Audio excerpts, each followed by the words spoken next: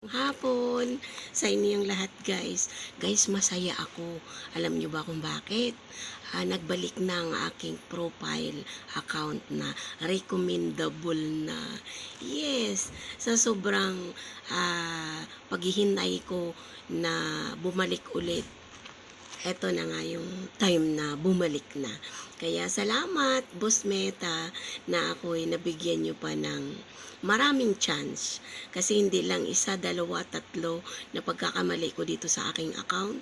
Pero nabigyan pa rin talaga ako. Kaya guys, sa inyong may mga issue ang inyong mga account, wag na wag kayo susuko. Kasi ako dumating na sa point na gusto ko na guys mag-off ng aking dashboard. Pero sabi ko, pag-iisipan ko muna ng more times. Kasi hindi biro ang mamonetize, guys, 'di ba? Sabi ko, pag-iisipan ko muna. Pero yung mga issue sa aking account, nilinis ko din talaga. At saka ang pinaka nagkaroon ako guys ng violation dito sa aking pagiging marites. Oo. Kaya kung minsan, ang pagiging marites natin, bawas-bawasan din natin konti.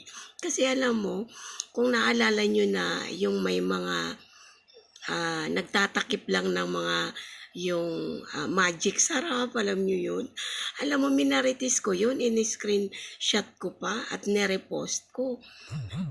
Diyan ako nagka-violation, guys. Kaya wag na wag talaga tayo makikipag marites ng hindi dapat. Dapat kapag naging marites tayo, yung totoo lang.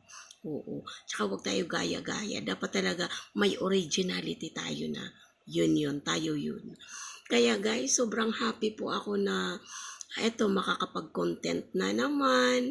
Andito na naman ang inyong lolang pelengera at ang inyong lolang ambisyosa.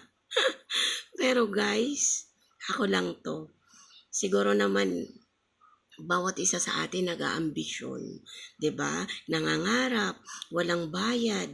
Kaya ikaw guys, kung anong pangarap mo, go, let's go.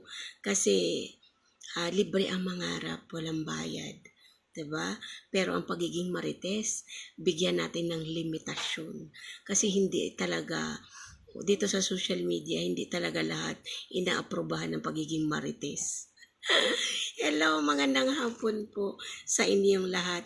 Makikita nyo naman araw-araw sa ating buhay ng pagiging isang content creator ang sari-saring content, sari-saring post, sari-saring text na mamabasa natin sa bawat wall ng isang content creator.